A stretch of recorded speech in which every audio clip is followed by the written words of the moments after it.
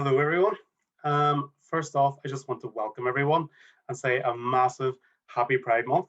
I know a lot of us would like to be able to celebrate this in person, but we are delighted to welcome you to our Zoom LGBT event. My name is Daniel Turley, and I'm the current chair of the Young Professionals, and I'll be the host today. I will say we have been delighted to work though with a number of different departments though in pulling this event together though, including Chartered Accountants Ireland, the Diversity Inclusion Network, and CA support. In terms of today's event, the overall theme is LGBTQ in business, and we have three fabulous speakers lined up to give you their perspectives and start some really interesting conversations. I would encourage anyone who's here today to participate in the conversation. We do have a Q&A function, and we'd love to hear your thoughts and questions through the event.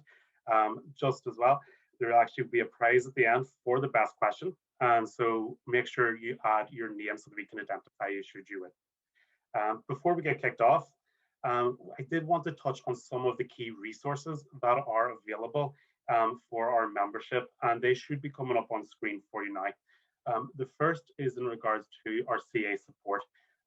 The CA support has become an invaluable resource, particularly as we've been living in coronavirus time, and they offer emotional support and practical advice for our membership, including LGBTQ members. The second piece, and I'm quite excited to announce this, is that the Diversity Inclusion Committee are also going to be working to launch an LGBTQ network. And if you're interested in getting involved or have any questions on that, the contact is on there as well. The last thing before we get kicked off is I also just want to send a massive thank you to our sponsors, PeopleSource. They have been a fantastic sponsor this year for us, really looking after us when it's been such an unusual time to be planning events. So a really big thank you to them. They're a local recruiter here based in Dublin, and if you are looking to make a move, I would encourage you to have a touch point with them. Now, to get us kicked off though, I'd like to pass now to Barry Dumpsy, the current Chartered Accountant CAO, for some initial remarks. Good afternoon, everyone. Thanks for joining us today for this really important event. I've been warned to keep this short because we want to make sure that you get the best opportunity to listen to and to post questions or comments if you have them to our brilliant guest speakers this afternoon. This is the third year that we've held a dedicated event to mark Pride. And while this year we can't gather together in person, it's a terrific pleasure to welcome you all on an occasion that's become really significant for Chartered Accountants Ireland. For so many of us, the workplace has changed in the last 15 months, really beyond how we might have imagined it. And in this remote environment, the value of bringing your whole self to work has never been more important. The potential for exclusion increases when we're all apart. And in the online world, there can sometimes be less capacity to express yourself and to connect, and crucially, to be supported within this new working environment. A key value held across Chartered Accountants Ireland and in our Strategy 24 manifesto is inclusion. And so it's something that management, staff, council all believe in, and we work towards in everything that we do. But inclusion should not be something that anyone should have to fight for. It should be just a given. And we must all nourish the culture that ensures that we do so and that this is how it is. I hope that this event and others like it can underscore our commitment to doing so with our colleagues, with our members, with our students, and with the wider community. I'm particularly delighted, as Daniel said, to see such collaboration across the organization in putting together today's event. Well done, and thank you to all of those who have worked for many months to bring this idea to life this afternoon. Thanks to Doireann Holland, to Emma Billings, and to their colleagues in the Young Professionals Committee, to the Diversity and Inclusion Committee, to Dee France and her colleagues in CA support, and to the HR team for all their commitment and work, which has led us to this afternoon. Thank you also, importantly, to, as Daniel said, to PeopleSource for your support. Your support is invaluable to what we're doing today. To our speakers, Erin Carroll, to Lila El-Matui, to Peter Keenan-Gavigan, thank you for bringing the passion of your beliefs and self-pride to your work, but also thank you for bringing it to share your perspectives and your viewpoints with us this afternoon. I've no doubt that you will inspire others towards greater inclusion. So thank you again for joining us for this event. I hope you'll join the conversation this afternoon. We do have time allocated for questions and discussions, so feel free to contribute. I now hand you back to the MC for this afternoon, to the chair of the Young Professionals Committee, Daniel Turley. Daniel, back to you. Thanks very much, Barry. So without further ado, I'm very excited to pass to our first speaker, who will be Erin Carroll. She is currently the Chief Executive Officer for TANI, and she's working with TANI to expand the educational work of the organisation, enhance advocacy and collaboration with organisations across Ireland, and that's now included us today, so we're delighted to have her. Prior to joining TANI, she had a wealth of experience in launching and leading non-profit initiatives across the globe, from the US to India and Nepal. So I'd love to pass now to Erin, and thank you so much for being with us today too. Yeah, thank you so much, Daniel, and I am definitely proud to be here, and thank you again for the invite. So kind of getting ready, just what I want to talk about today is share a little bit about myself as well, and kind of expand on what Daniel has said, talk a little bit about the work that TANI has done, but more importantly, I want to talk about what my experience in business has been as a trans woman. And I hope that kind of in that conversation, it kind of shows you that for so many people within the trans community, Pride is a great month, but yet Pride at work is something that not very many trans people can really hold on to and celebrate. So with that, I'll kind of like launch into it. As Daniel said, I do have a lot of work experience working in LGBTQ advocacy across the globe. I also have a history of working in the corporate sector in marketing and recruitment. And overall, I've worked kind of with large corporate teams and even smaller, like small businesses in the US and small nonprofits. Throughout that, all the work has always been centered on equality for children, for youth, for adults, for trans people, for LGBTQ plus people, for everyone to have equity at the table, whether they're at work, school, or in their general life. Talking a little bit about the work that TANI has done, TANI first began in 2006, actually, as an organization. And it began as a small Dublin-centered trans adult peer support group. Over the following decade and a half, TANI has continued to grow to meet the needs of trans people in Ireland, and our work focuses on three distinct areas: support, education, and advocacy. As such, we still provide that direct one-to-one support to trans people as they navigate so many challenges across Ireland, but we've now grown to be able to provide 10 adult peer support groups across the country, and we have 8 youth and family support groups nationally as well. Each year, we continue to work with hundreds of healthcare professionals in different trainings, and we provide policy aid to workplaces. During this, we always continue to amplify the voices of our trans community members, share their challenges, and publish important research into the trans lived experience. So moving on from that work that we do with TANI, I want to share a little bit of my story. For me, it's important to say that I see workplace inclusion as paramount to the happiness and success of trans people. If you cannot be safe and out at work, if you cannot find full and safe, affirming workplaces, it's very hard to have a fulfilling life because there's so many other struggles that come from the economic disadvantages of not being fully employed. And further, what I want to say is, in sharing my story with you today, I want you to invite you kind of into my own memories so that I can share hopefully not just words from my story, but the emotions and the challenges that I have faced in the workplace and provide you with a better way forward. So to get started on that, what I want to ask you to do is kind of do a thought experiment with me.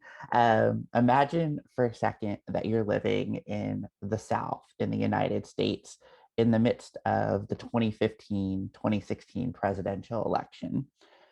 In the state I was living in, the state had just actually passed a bill called HB2.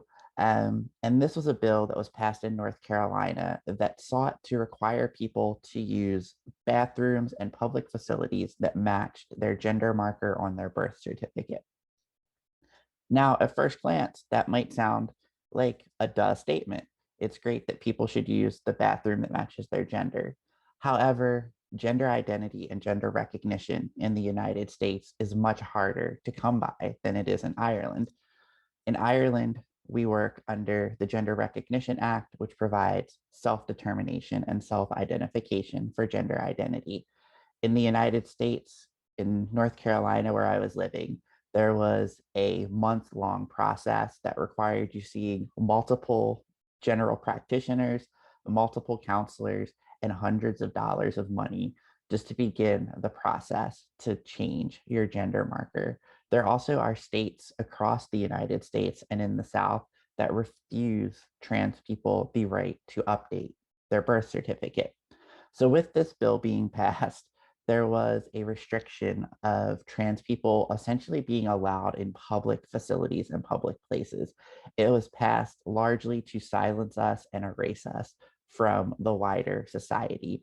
And it was in the midst of this turmoil that I decided, I think it's a great idea that I should come out right now in the midst of these challenges. And so with that kind of, one of the other things that was really, I think, important to put this into perspective as well was we had just followed 2014, and 2014 had been the first year where we had seen a massive increase in violence and murder against trans women in the US. Unfortunately, we now know globally that following 2014, every single year since then has also seen a record high in murders of trans people. But to focus back onto where I was in 2015, I had spent the entire summer coming out to my closest family and friends. And then, well, at last, I decided I have to come out at work. One of the biggest challenges was that I was stuck having to kind of live in this dual identity. I was a superhero with no superpowers, and I needed to figure out how to come out at work and make it safe. Again, one of the challenges to coming out at work, again, when I lived in the United States, was that I didn't have any clue if there was any other LGBTQ plus people in my organization, or even if there was any allies, because in the US, there wasn't any Equality Act, there were no LGBTQ plus workplace protections. So for many of us in the LGBT community, it's hard to actually be visibly out while you're at work in the States, because you do have that fear that you might lose your job. So after coming out to a lot of friends, I told them about my plans to come out at work, and I knew that they had supported me, and I had taken the time to prepare my own resume because I knew whenever I had this conversation, I might be job searching later that afternoon. So I spent a lot of time downloading guides for the best practices for employing and supporting trans people. I downloaded other companies' policies other than the organization I worked for. And I just kept doing all of this research. I started reading through legal cases that dealt with trans people at work and what the protections were. And finally, after I had, I think, a huge stack of papers, an entire folder of information, I was like, okay, I can finally meet with my manager. And so for me, the role I was working in marketing, I was already working remotely in 2014. So I've kind of been a little bit ahead of the curve with the Zoom meetings. So usually my manager and I would check in for about an hour on Mondays through Zoom or through a phone call. And I asked her, I was like, hey, can we actually meet for coffee when we do my next one-on-one meeting for the week? She said, yeah, that sounds great. We'll go ahead and do it. And I was like, cool. So I decided to go to like my favorite little coffee shop that was central to both of us and have our conversation.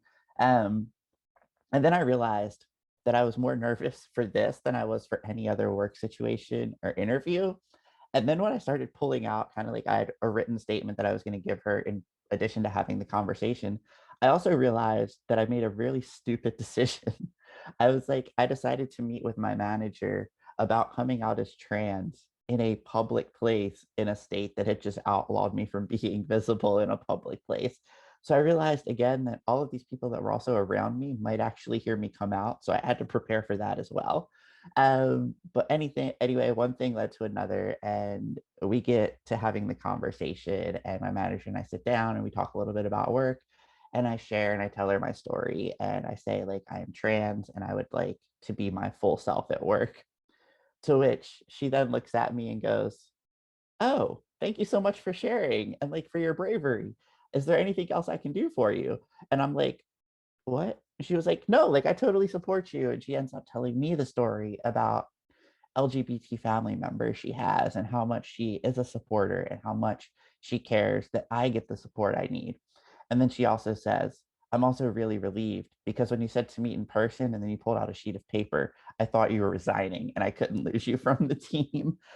All of this was a really positive experience. And over the next coming days, she continued to work with me and we began to work together with the HR team to develop a transition plan at work.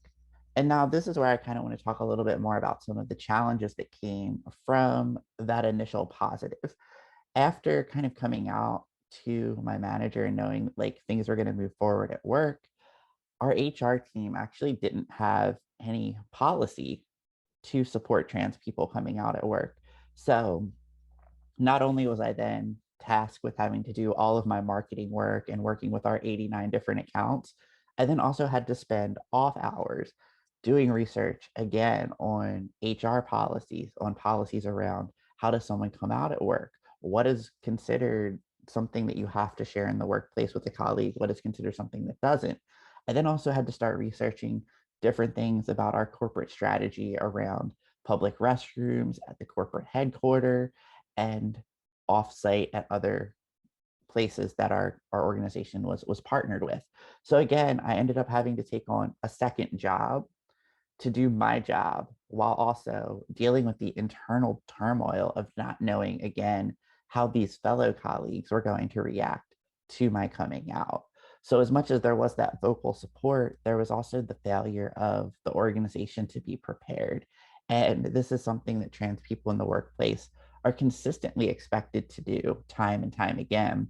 We're expected to fulfill our job role, but then when we come out, we're also expected to fulfill our job role plus do HR and employment and strategy work as well, just to continue in that job. So as we continue to have these meetings, one of the things that was a challenge was I finally had come out to everyone in the workplace. And this is kind of where the other challenge was it was finding out that there were a lot more people that were vocally not in favor of me as a human. And dealing with that every day in the workplace was really hard. I would have coworkers and colleagues that would intentionally misgender me.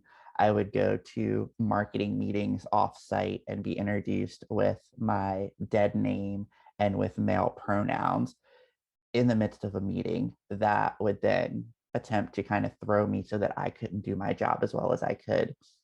And with this, I continued to kind of talk to HR about these challenges that were coming out, about these microaggressions and about discrimination. And again, found out that there wasn't really a policy around the use of someone's pronouns and on what counts as gender identity discrimination. So again, I was forced to kind of do this research and present policy changes. But again, nothing moved forward. And so I was left in a state of having to work in a place where people were harassing and discriminating against me while I had no support to actually get it rectified. And this is another challenge that can come up in the workplace for trans people is when trans people come out, if the organization hasn't worked proactively to have policies and structures in place, trans people then are left on an island to defend ourselves, educate others, and also told that our lives shouldn't be making political statements in the workplace, while also then being asked to fulfill all of our job roles and work to the fullest extent of our ability.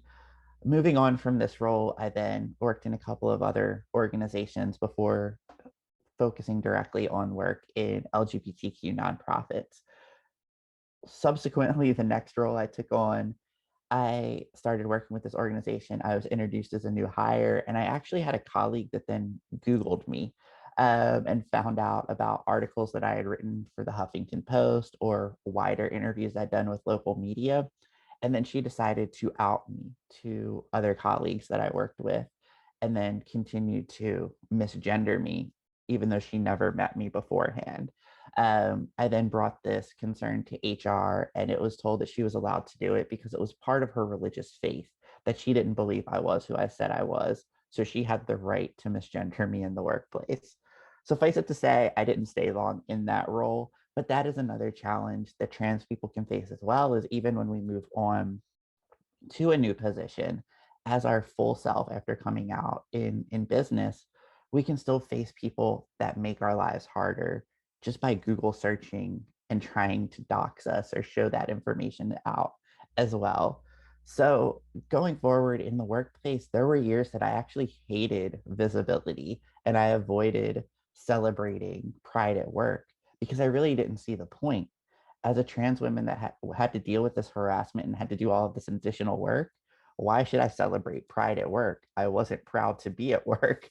So this is something that I think we need to move on and consider, because for many trans people and trans women in Ireland, over 49% are either unemployed or underemployed. And again, some of those challenges for why those trans people aren't fully employed or don't have a job is because of this threat, this previous harassment, or previous discrimination they may have faced in the workplace. Access to safe and affirming workplaces then means that people aren't getting the economic freedom they need to live a full life. They're fighting to find ways to pay bills while also fighting for their health care.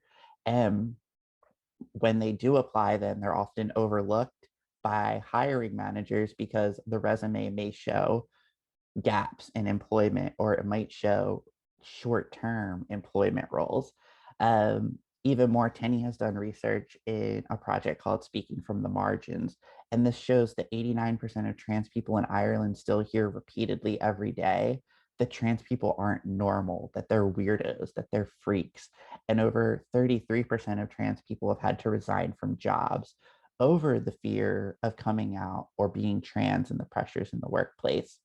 So I would just say, as we celebrate Pride, many organizations are taking time to highlight their LGBTQ plus colleagues and employees. However, for your trans colleagues, that work experience might be starkly different. A month that should highlight how far we've come for diversity and inclusion in many ways highlights how far we still have to go for the inclusion of all people.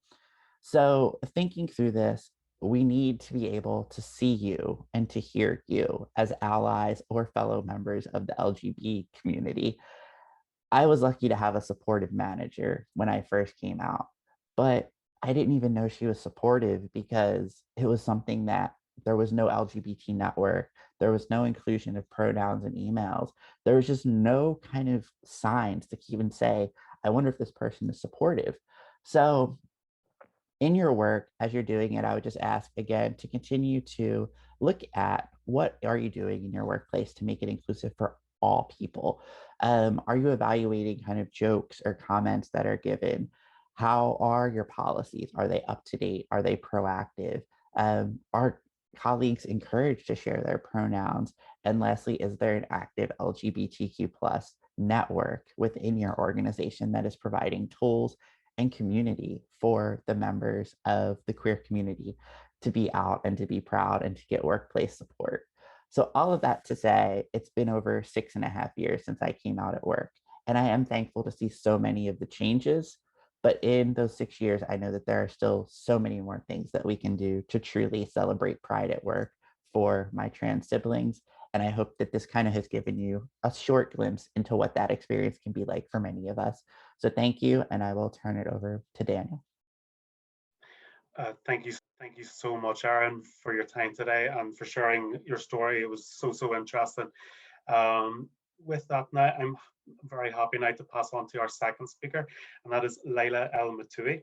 So Laila was named Stonewall's Lesbian Role Model of the Year in 2020.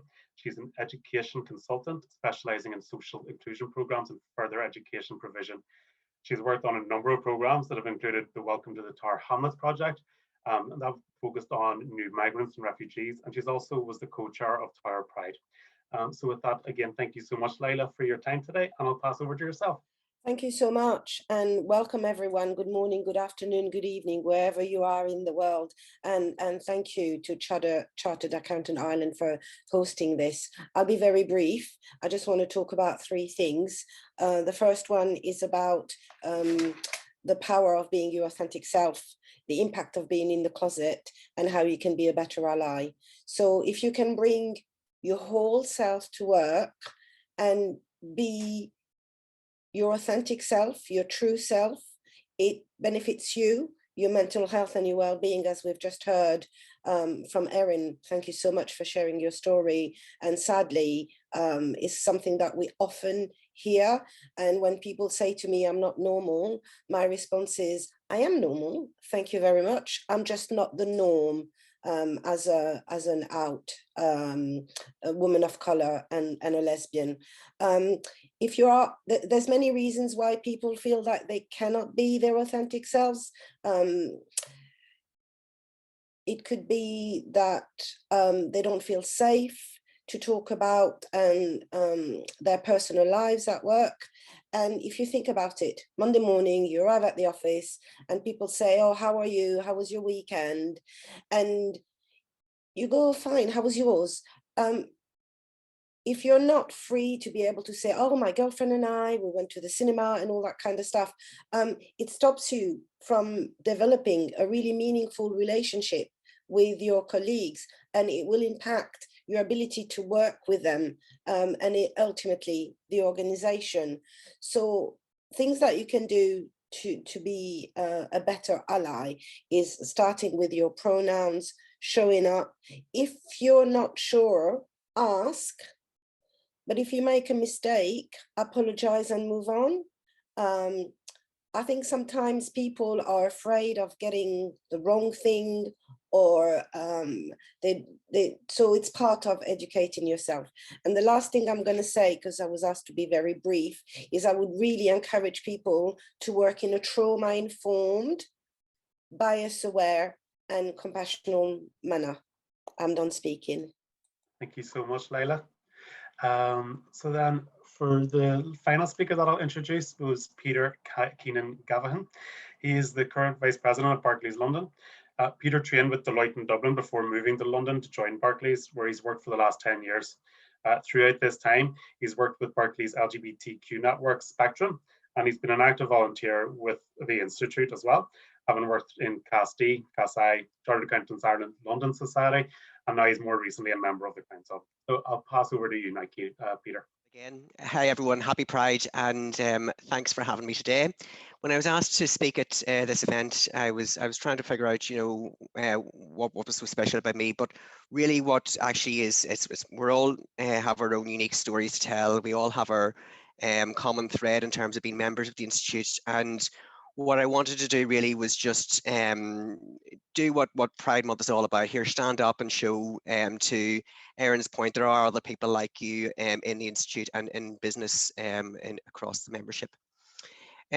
Whenever I came out in work for the first time, it was quite funny actually, because the response was similar to Erin's. My boss thought I was going to resign. I decided to say to him when I was about 2-3 months into the role. We were in South Africa on a piece of work. There's a team of 6 of us, and I sort of sidelined my boss to say, listen, can I have a word with you? And he thought I was about to resign, but still used the last week or two of sitting in Cape Town to enjoy myself. But that wasn't the case, and since then, Paul has been probably one of my strongest allies, one of my closest friends in work, and he and his family have joined Kieran and I, my husband, at Pride in Liverpool and London, and really has shown the importance of support in the workplace for LGBT members of staff.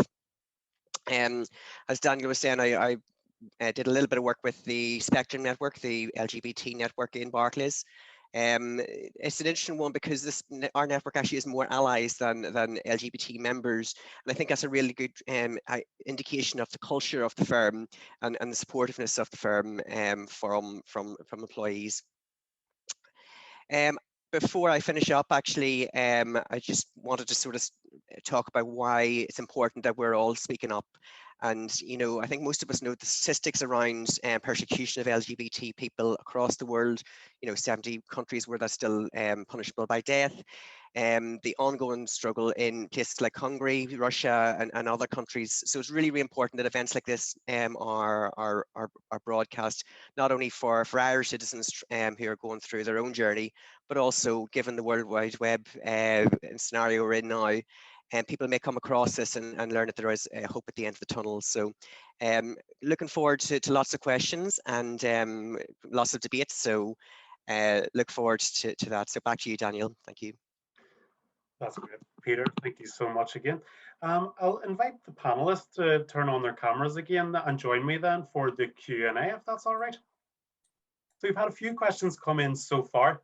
The first question that I was going to touch on was one that came in while you were speaking, Aaron, about faith-based discrimination and the fact that people are using almost like a war of rights to fight against LGBTQ rights. Have you had that?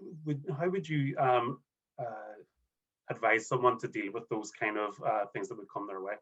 Yeah, so like, I mean, like I said, like I dealt a little bit with it in one particular job, and the conversation that I continued to have was this person, I mean, like, you don't know what my faith is.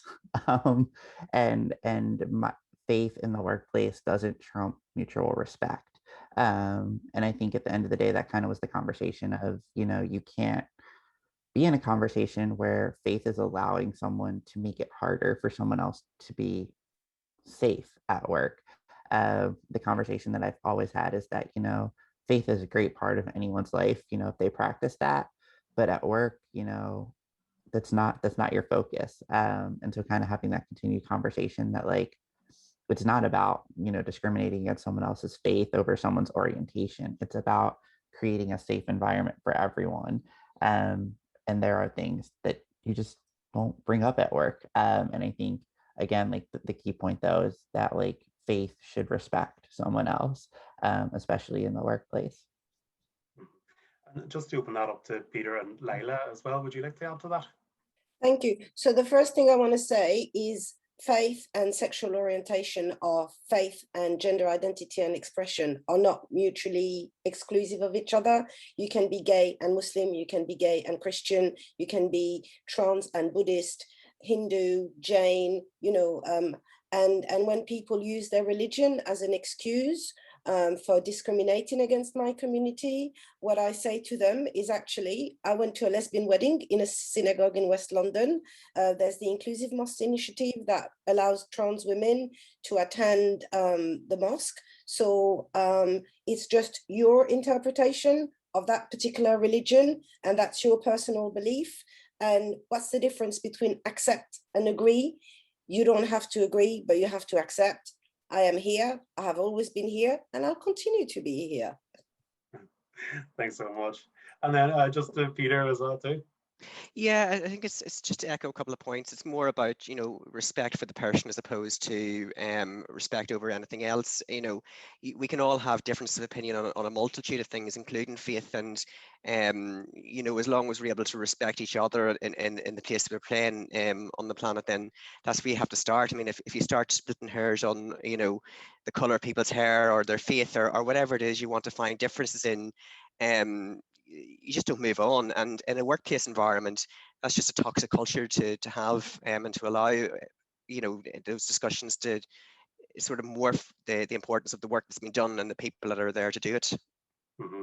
I think it's such an important point, and thank you for your comments. Like, I'm from Northern Ireland, and the largest party uses religion as a reason not to ban gay conversion therapy. This has been a debate that was happening in the last month or two. So it's such a topical point. Moving on then to the next question. Sorry, Daniel, can I just mention, for the benefit of our people attending, and this is being recorded and I hope it'll go very, very wide. Conversion therapy is torture.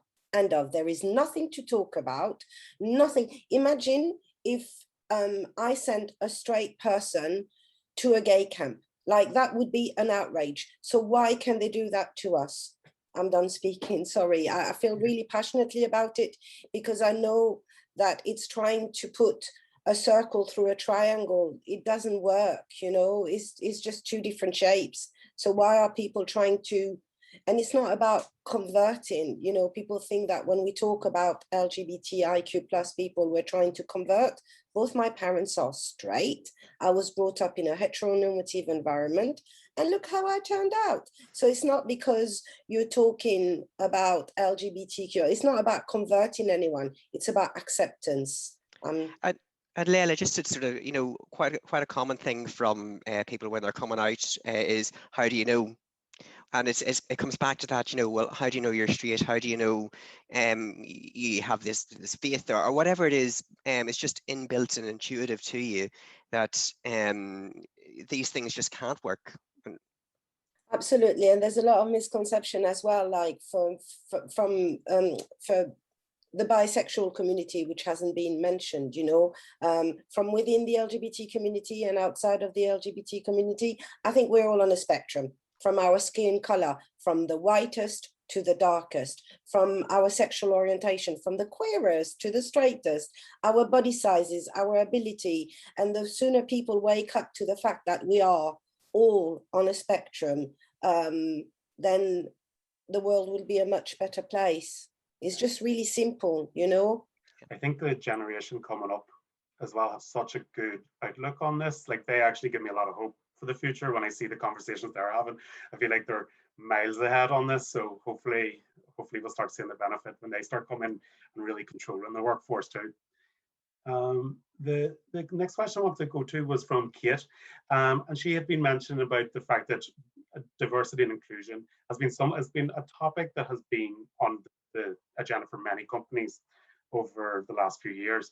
I suppose, in terms of your experiences, have you seen much improvement, and where would you see the potential to really start to better that?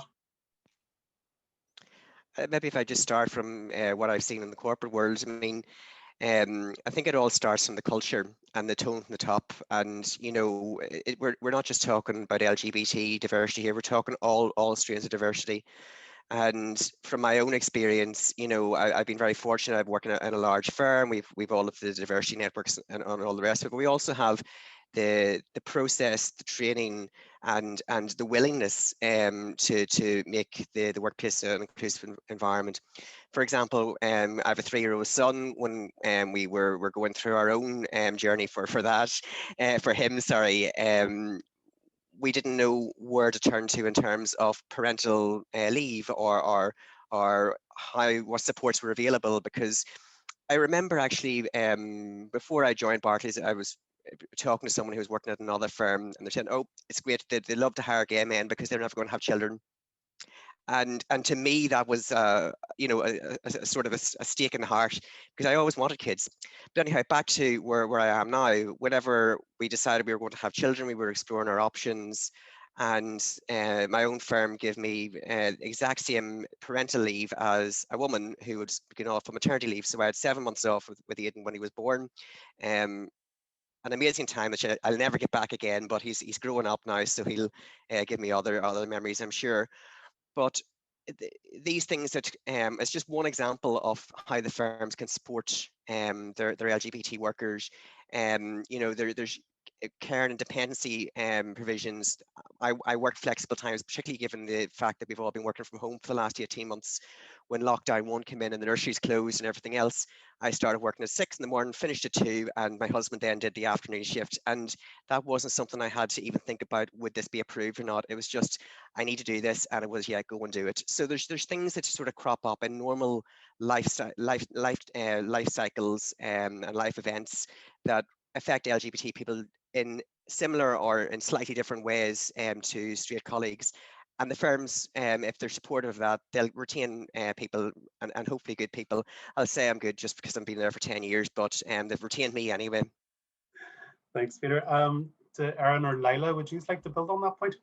Yeah, I was gonna say, I think that there is a lot of positives that we are seeing kind of moving forward in the employment processes and diversity, equity, and inclusion practices. And I think that's really good to see. So people are getting the opportunity to showcase who they are, and they're getting that understanding. Peter was talking about, I think as much as there's been so many challenges with the pandemic, it's also given workplaces a chance to actually understand, well, what does this diversity actually look like? Flexible time and remote working things, those help make things more equitable for all people in the workplace. I think some of the things that kind of need to continue to go forward is maybe some more understandings of kind of looking at resume screening processes and what those could mean, understanding kind of the things about previous names and how those can also kind of play into resumes and any preference there. And we also do know that there still are a lot of challenges, especially for queer people of color as well, who face even further stigmatization in the workplace or in society. So like, you know, like those, anyone that has those multi-layers of marginalization is something that I think workplaces also need to start thinking through of what does it look like to recruit. Like, I think like we've gotten to points where like workplaces are like, well, we know how to recruit like gay people, we know how to recruit bi people, we know how to recruit lesbian people, we know how to recruit trans people, but what when things are like compiled together, how do we recruit that? So I think like that'll be kind of cool to see if that continues to move forward in the coming years. And then to Laila. Thank you. I think we've come a long way, but there's still some distance to travel. And just to build on the point that Erin just made, it's about looking through the intersectional lens, so and consistency. So this event is fantastic, and I'm really generally welcome the work that you do and grateful for the opportunity to speak. But this is Pride Month, and we've got the flag out, but what I don't want is for that flag to go back in the closet in July, because I am a lesbian 365 days a year.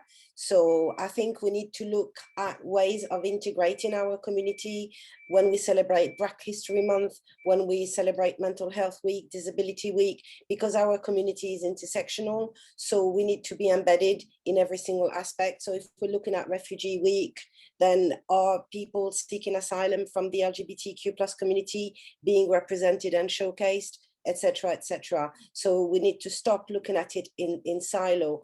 I've been doing a lot of public speaking, and that's the last thing I'm going to say. It's about enabling people to proudly be themselves. And sometimes people say, oh, so what network you're gonna join, Lila, because you're a woman of color, you've got an invisible disability, you're also a lesbian.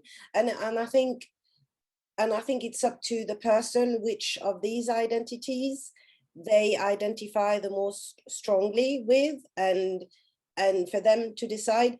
But being your proud self, irrespective of your ability, your ethnicity, race, etc., etc., is where we need to be. And I dream of a day where I'm not being invited to speak because that's been resolved.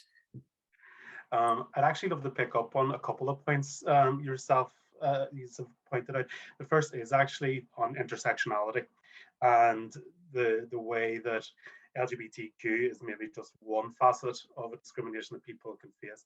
I think I made the point with yourself, Aaron, when we spoke before, that sometimes these conversations could be more focused on the US, but like from an Irish or UK perspective, like what kind of approaches do you think should be taken in Ireland and the UK? And have you seen anything that's working successfully to help with that intersectionality? Yeah, I was gonna say, like, our organization has been lucky enough that like we do a lot of work around employment.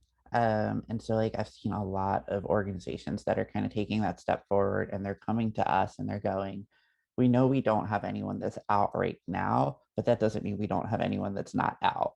And like they've come to us, and like we've been able then to kind of like work collaboratively and create these inclusive policies and practices, which I'm really excited to see, because it means that like organizations are starting to think ahead so that like they're providing this safer support network for their employees. And I think that is so, so important. And then we also, like, our organization runs an employment program for trans women and trans femme presenting people. And we've seen a lot of organizations come behind that and support that, to see other ways that they can help kind of our participants. So like, you know, we've had like a recruitment agency that's come in and said, oh, we can actually do a full seminar on how to build your resume, or we can do one on how to actually prepare for different sector interviews, or do things about how to dress for success for different interviews in different settings. And those have all been really good steps that can kind of see that corporate support for the trans community, more so than just saying, oh, hey, we're going to throw out the pride flag for a couple of weeks, and we'll be back to you next June. So like it's been nice to see those things starting to move forward and those positions being taken across Ireland. And then one other point I wanted to build on actually is that piece around the fact that Pride Month does appear to be when a lot of these kind of events take place, and then, as you say, July everything gets packed up and we're back to back to normal. So I was curious to know what you think. Sorry, no, Daniel, we're not back to normal. We're back to the norm, because we are normal. Yes. Mm-hmm. Thank you. Thank you for that correction. That's very important. But in terms of like, how should organizations really be approaching, not even just looking after their LGBTQ, but celebrating it as well, as much as we do in June? I think there's a piece just coming back again to the culture. I mean, is this something that's either ingrained in the company's ethos and what they believe in, or is it a market ploy, so-called pink washing? And you know, you can tell a mile away which firms are really into it and which ones are believing in it and which ones are living the truth, and you can tell the others. And you know, I can speak to my own experience of where, you know, it's not just events that are important. You know, it's about the supports that are in place for LGBT employees, their families, and of course making sure that our allies are also included in the thing. It's not just an LGBT network alone, and it has to include our allies as well, otherwise it's going nowhere. And would you like to add to that, Leila? Yes, there's loads of opportunity to be inclusive. Bisexual Awareness Day, Intersex Awareness Day, Trans Day of Remembrance, Lesbian Visibility Week. There's literally something every month that can be celebrated about our community if you really look for it. I was looking for my own calendar that I send to people, like when you're looking at your events. And then if you include us in Disability Week, then we're there all the time, which is, you know, we represent, I think, 6 to 10% of the UK population. So, you know, hello, we are here. We are queer. We will not live in fear. I think there are some fantastic suggestions. There's one question I wanted to pick up now, and this might be my favorite question, your potential prize winner, because it actually got me thinking about my own career and my own experiences. So I'll ask each of you in turn for this. So at what point in your career, after bringing your whole self to work, do you finally feel like you do not have to think about your sexual orientation or your gender? And have you ever felt that has those thoughts in the past impacted upon your career progression? So I might pass to Aaron with that first, if that's okay. Yeah, I would say, I don't know, like even just a little more on my history. Like I was laid off in the US for being trans. Actually, after Donald Trump was elected, one of the organizations I was working for, literally they passed a thing, and Donald Trump was like, no, we're removing this trans protection that was there. Literally, you know, 2 days later, I got a call from our vice president and said, oh, our company's making layoffs. And I was like, oh, that's a bummer. And they're like, well, you're being laid off. And then I found out there was a layoff of one person. So kind of for me, just kind of with that experience still being in like the last, you know, 5 years, I've kind of realized that, like, I think outside of the nonprofit world, I don't think if I ever go into a corporate setting that my gender identity or my sexual orientation is going to be something that I'm not fearful of. And that's, I think, a really hard place to be. And kind of the way I look at it is I'm pushing so that the next generation coming behind doesn't have these same journeys or same problems. But I know for myself that I don't think there's ever going to be a point in my career where who I am and my orientation isn't actually something that I'm worried about what my colleagues might think of. So. And I'll pass to Peter. It's an interesting question because I think it's, you know, down to the my auditor side of my head, the risk assessment we all make in our day job. You know, certain teams that you work with, you might be more comfortable with. Other teams you may not be comfortable with. Maybe in my own experience, it was whenever I was working in certain countries in Africa, I certainly wouldn't have been as open as I would be in London. So I think that it's a constant risk assessment you make, and when you find the sweet spot of the team that you, or the people around you that are supportive, that's when you really do your best in your career. And it's finding that sweet spot, I think, is the real key. And I'll pass to Leila now. People need to remember that we are interviewing the company who's going to hire us as much as they're interviewing us. When I'm looking for a job, the first thing I look at is, do they have an LGBTQ plus staff network? No, I'm not even going to touch it with a barge pole, because there's no point in me applying for a job where they haven't even got that level of visibility. And if you think about it in that way, it means that if you want to attract the best super diverse talent, you need to start putting the effort in, because there is a proven business case. If you look at the McKinsey report, if you look at all the produced reports around the benefits of having a super diverse workforce, more creative, higher staff retention, longer loyalty, etc., etc., etc. It benefits the organization so much that it's a really tiny, tiny little thing to do, which will have a huge impact. It also opens up the market. If someone hires me, they've got direct access to my network, and it's quite substantive. Do you know what I mean? If you work from someone from a particular race of ethnicity, you open up that market. That's the case that I make when I do diversity training. It's really, really, and it's not about ticking the box, you know, it's about the real diversity of thought that will bring innovation. So for me, it's a win-win. Oh, that's great. No, thank you, Lila. I've got probably time for another 2 more questions, because there's probably so many that you could dive into. One thing I did want to touch on was on regards to our non-binary colleagues, because I know it's probably something I haven't touched too much on, but somebody pointed out the fact that we all had pronouns in our signatures. I just wanted to ask, what's the best ways to include our non-binary colleagues in our work and making sure that they're looking after things? Ask them. Nothing about us without us, just ask them. And if you're not sure, very politely and respectfully, and it's not just about non-binary colleagues, it's also about intersex colleagues. People don't often talk about intersex, but they represent 1.7% of the population in the UK, and the trans and non-binary is about 500,600,000 in the UK alone. So we're looking at probably a couple of million people in the UK which would use a different pronoun. So hello. And also pronouns is also good for people who've got like a gender neutral name. My best friend is called Henry. She's a woman. She gets misgendered all the time, and she's straight. So, you know, there's a benefit. Would you like to add anything there, Aaron? Yeah, I was just gonna say, like, yeah, like honestly, putting pronouns and signatures is so helpful, because I mean, what Layla just already said in and of itself is like a lot of our work these days is email first. And like if there is like a gender neutral name, like it helps because you're like, okay, this is who I'm talking to. But even if you aren't, like if it isn't a gender neutral name, it helps you have like that sense of reference. But it also kind of sends a signal that like this person or this organization has thought about it, and it's welcomed.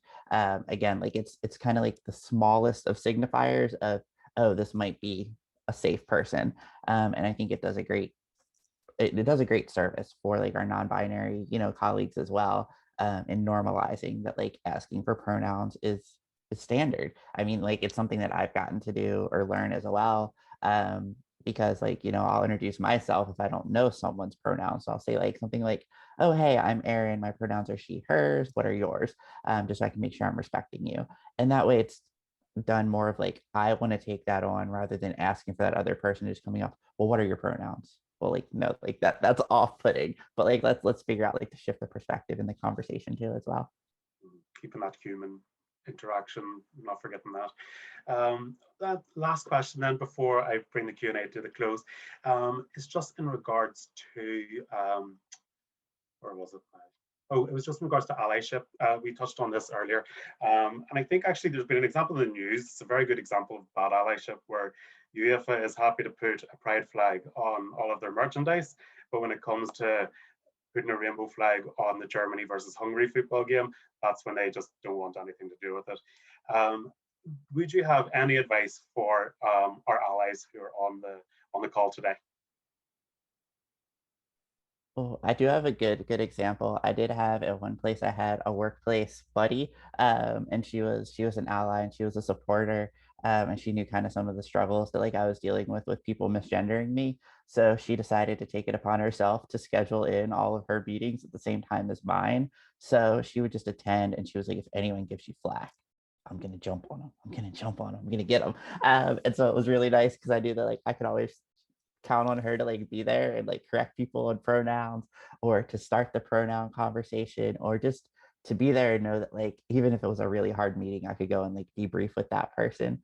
So I think that's kind of like maybe like a step further. Like allies can think of like another way outside of the box is if there's someone that's like, you know, recently come out at work, is finding those different ways to check in with them and just asking how they're doing. Not like, well, how are you doing with your gay thing? But asking kind of like, how are you holding up? What's going on in the workplace? How can I be there? And just be that listening voice or listening ear as well, just to be there. So. Yeah, I'll pass to Lila next if you have anything to add there. Yes, I was just going to type being a good ally is being a good friend, as Erin demonstrated. When people say, oh, how can I be an ally? I was like, well, if your friend is being discriminated, what are you doing about it? Are you standing up for them? Are you correcting people? That's what an ally is. It's really simple. For me, it's about being a kind and compassionate person, and accepting person, and educating yourself, and, you know, having a couple of signifiers to say, I'm with you.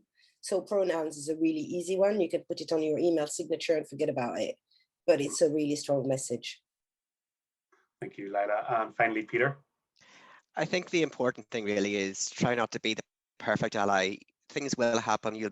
We all make mistakes in life, and we all have the best intentions. And as long as we know that your intent is good, you'll be a good ally. And to Leila's point, a good friend. No, that's brilliant. No, thank you so much, Peter. That's all the questions we have. I just want to say a massive thank you to all of our panelists. It's been a fantastic, I've been so excited for this event. Usually we would have it in person, there'd be a few beers. And I'm just sorry that we can't continue the conversation on together on this format right now, but hopefully we'll find other ways. I would definitely encourage anybody that's on the call to take a look at the chat. There's been a lot of interesting links that have been out there. There's actually been a lot of conversations taking place there too. So I definitely encourage that. One little bit of housekeeping was in regards to our winner. I was going to say that, Andrea, if you could stay on the line too, we picked your question as the winner, so we'll share details. And again, just a big thank you to everyone that supported the young professionals this year. It's been such an unusual year to be organizing events, but we really do appreciate you coming to your events, attending them.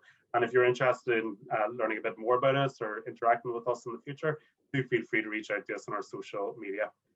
With that, I will pass now to Paul Henry just for some closing remarks. And thanks again, everyone, for your time today. Great. Thanks, Daniel. A fantastic event to mark Pride today. You really led us very well in today's discussion, so many thanks again. The event celebrating inclusion, and I feel we've really achieved that today. We've celebrated our colleagues, our teams, our friends, so that's fantastic. To Erin, Lila and Peter, thank you very much indeed for sharing your journey, your stories. They are unique to you, but effectively universal. We can all share those.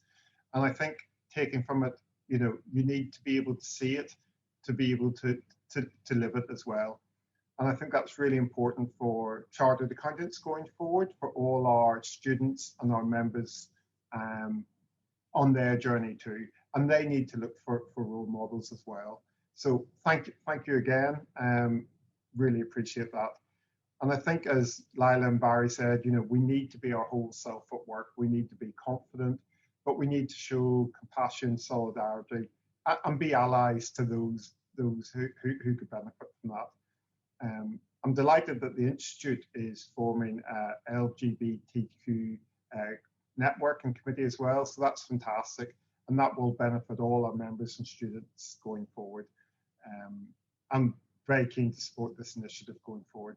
So finally, again, thanks, Erin, Leila, Peter, all our organisers, Diversity Inclusion Committee, young professionals, and again, particularly our sponsors, PeopleSource, for their generosity in working with us together to launch the event and hold the event today. So thank you all very much. Have a great day. Really appreciated it and fantastic to everybody. So many thanks.